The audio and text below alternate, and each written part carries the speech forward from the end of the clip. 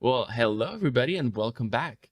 So in the previous clip, we said that in this clip, we're going to be talking about material presets because material presets are an awesome new addition to your material creation workflow. They're going to make creating your materials easier and faster.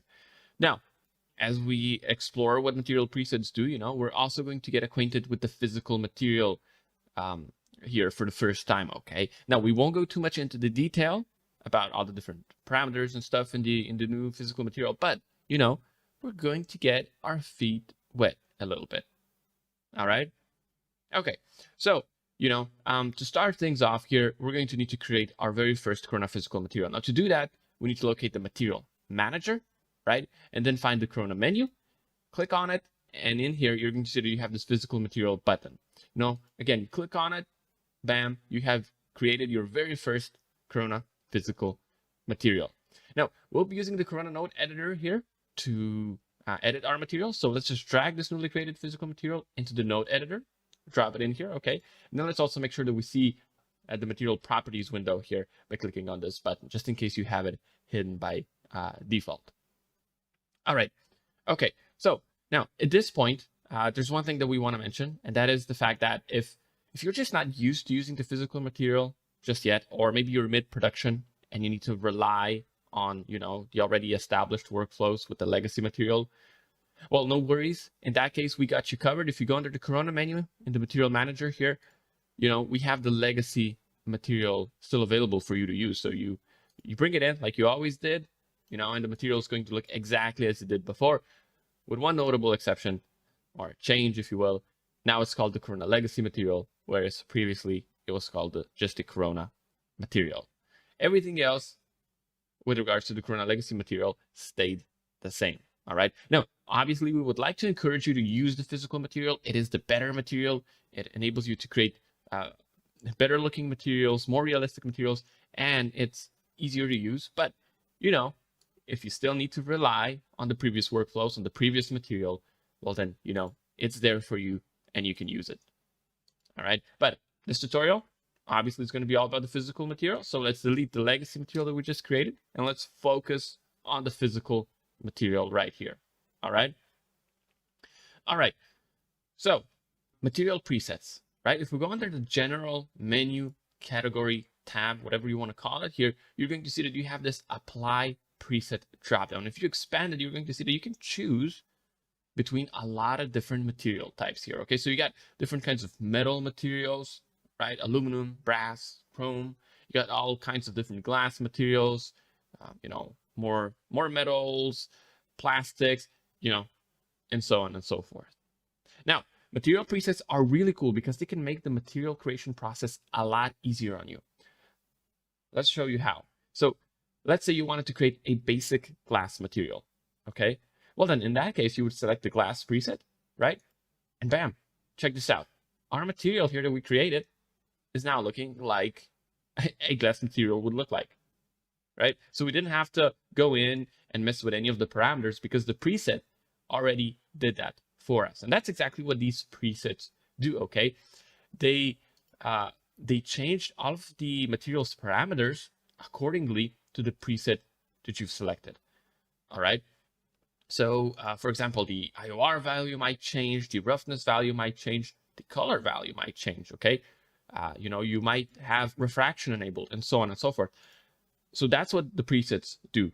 They go in and they adjust, or better yet, they preset your materials parameters, okay? And that's a pretty important thing to note because what's the difference between, these presets and the material library materials? Well, the material library materials, so these guys right here, right? Well, these are your fully fleshed out materials. You drag them into your node editor, into your scene, right? And they're already going to be your finalized finished materials. They're going to have, imperfection maps. They're going to have bumps and bruises. All that's already going to be implemented and taken care of, right? But, material presets won't do that for you. Material presets are just going to come in here into the parameters of your materials, and they're just going to tweak them accordingly to the preset that you've selected. All right. So right now, we selected a glass preset. Now, if we were to switch to, say, plastic polyamide nylon preset, okay? If we were to do that, you're going to see that, well, now we have different values for the IOR, right? We have a different color here. And then we also have some subsurface scattering that got enabled all of a sudden, right? But as you'll notice, no maps, right? No shaders, nothing like that gets thrown in here. It's just, you know, presetting this whole material to behave like a plastic polyamide nylon material would behave. Now, obviously, at this point, what you want to do is you want to tweak it, right? I mean, unless you're perfectly happy with the way that it came in. But obviously, typically, you want to add some imperfection maps. You want to tweak these parameters just a little bit to better suit the exact material you're going for, right? And so that's the main difference between the presets and the Corona material library materials here. You know, these are your fully fleshed out materials, and these are sort of your presets. Just the parameters are going to be preset, right? But you can probably already imagine how useful the presets can be because, okay, so now if I wanted to create a glass material, I would have to change the IOR value, play with the roughness value, and don't worry about some of these, you know, parameters here. We're going to explain what they do in the upcoming clips, you know, but for now, it's just important to know that, you know, you would have to go in here and tweak these parameters to get that glass look, or, you know, what you could do is you could just go into the preset, apply a glass preset, bam, already done, right? Now all you need to do is are just some minor tweaks essentially.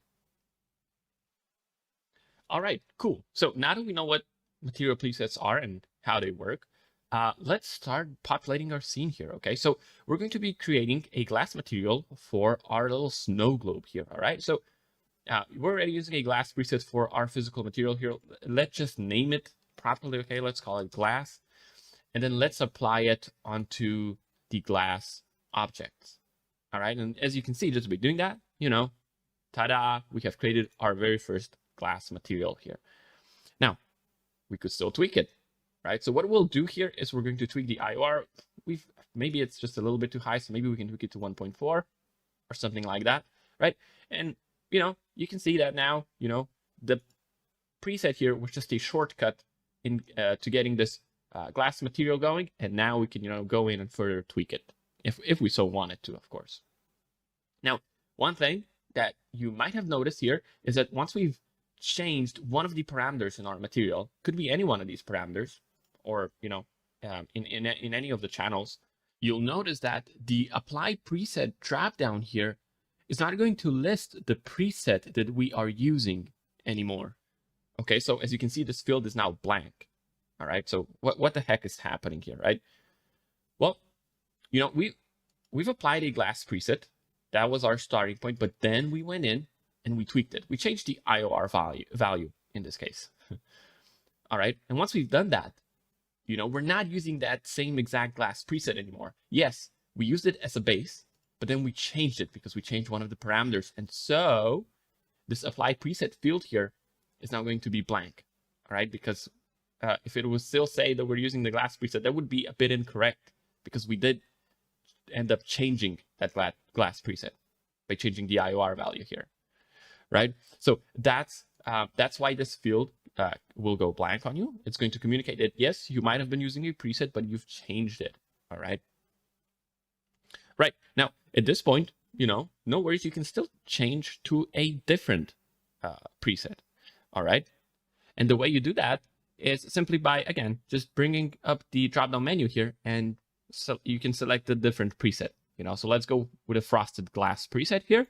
But when you hit it, when you select it, this dialog window is going to pop up, okay? And the dialog window is going to say that selecting a preset will likely overwrite some of the changes made to the constant material properties. And it's going to ask you really nicely if you wish to continue. All right, now if you hit no, you know, and nothing's going to happen.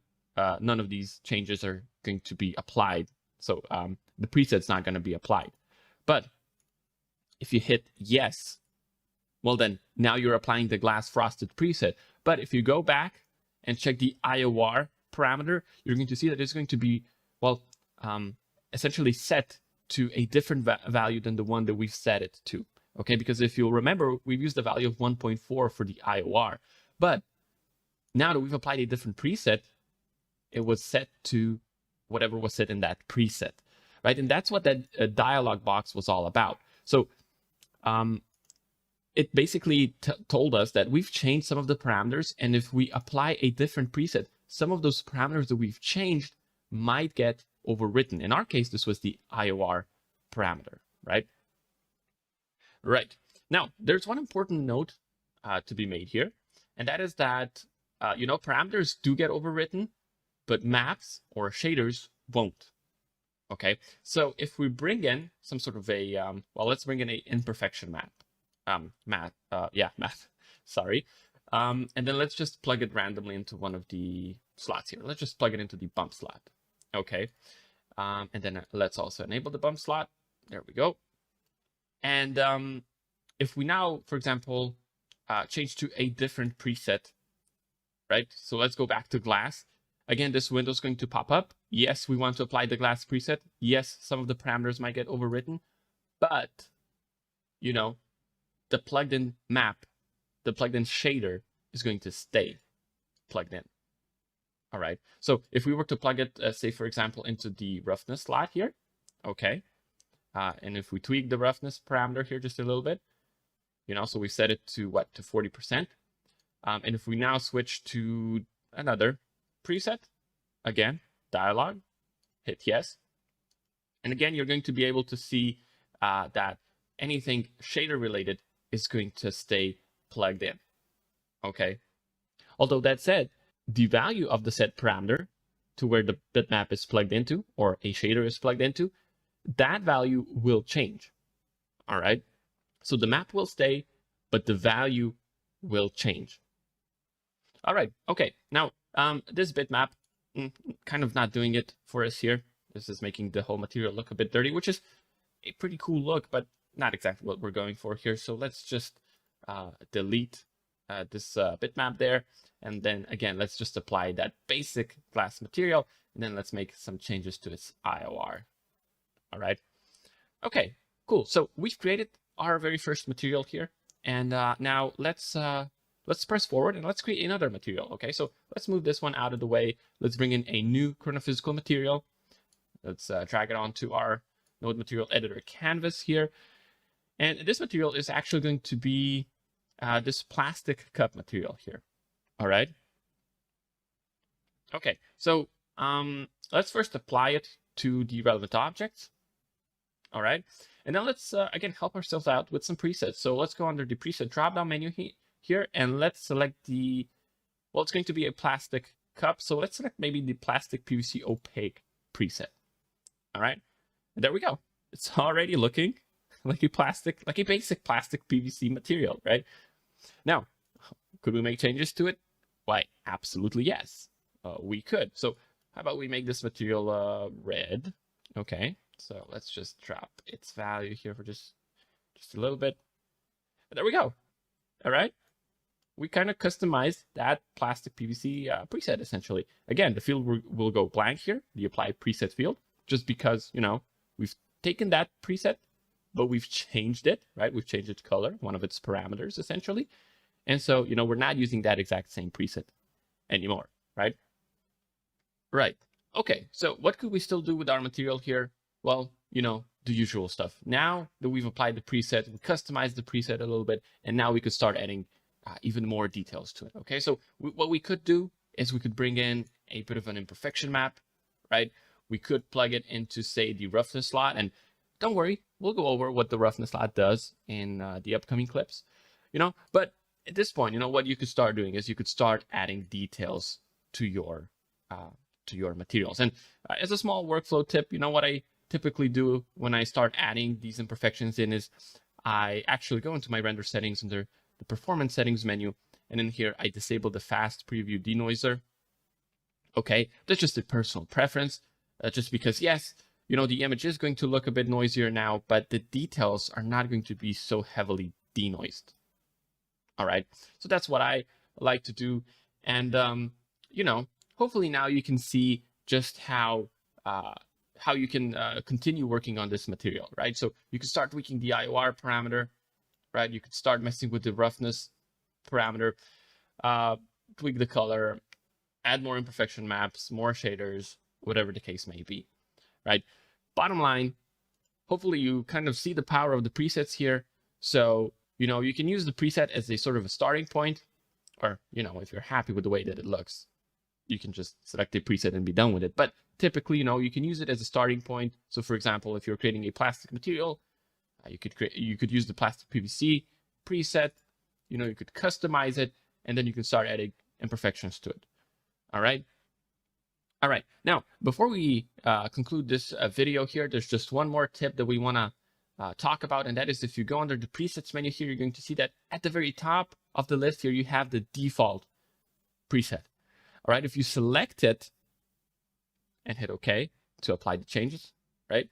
If you select it, you're going to see that now all of the parameters in here are going to be reset to be, to be exactly the same as they are whenever you bring in a new Corona physical material, right? Now, because we have used a shader here, a bitmap shader in our material, we plugged it in, that one stays plugged in still, right? Even though we've applied a preset. We talked about that earlier. But, the cool thing here is that if you're working on a material and you're just kind of feel like, I want to start over, well, you don't need to bring in a new Corona physical material. You can just go into the preset drop down here, select the default preset, and all of these parameters in here are basically going to be reset for you. All right.